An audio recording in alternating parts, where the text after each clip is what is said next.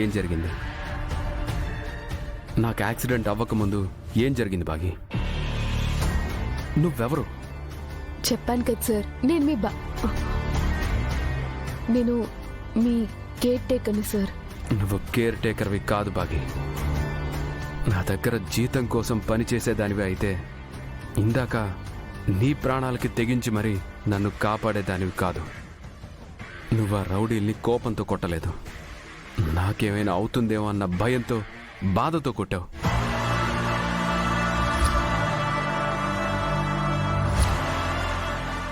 నా గురించి ఎందుకంత వరి అవుతున్నావు? నాకు నీకు ఏంటి సంబంధం? నేను నిజంగా కేర్ టేకర్ని సార్. అబద్ధం చెప్పకు బాగి.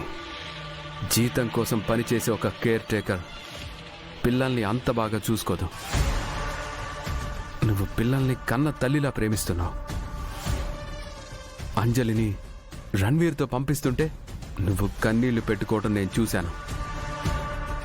నాతో బయటకొచ్చి కూడా బుజ్జమ్మని ఇంట్లో ఒంటరిగా వదిలేసి వచ్చానని టెన్షన్ పడుతున్నావు.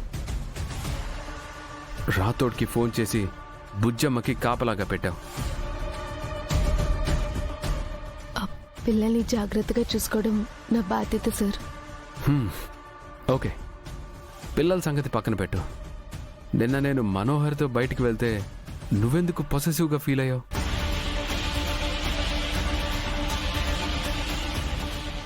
అంటే అది సార్. నీ సంగతి కూడా పక్కన పెట్టు. నన్ను ప్రేమిస్తున్నాను అని చెప్పిన మనోహర్పై నాకు ఎలాంటి ఫీలింగ్స్ రావట్లేదు. కానీ నిన్ను చూస్తుంటే నాకు దగ్గర మనిషి అనిపిస్తుంది. ఎందుకు? నిన్ను చూస్తుంటే నాకెందుకు ఫీలింగ్స్ వస్తున్నాయి? మన మధ్య రిలేషన్ ఏంటి?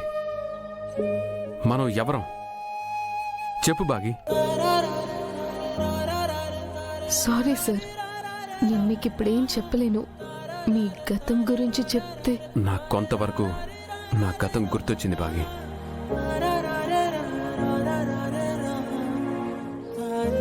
ఇంట్లో గోడకు తగిలించిన ఫోటో ఉంది కదా, ఆవిడ నా భార్య అని నాకు అర్థమైంది.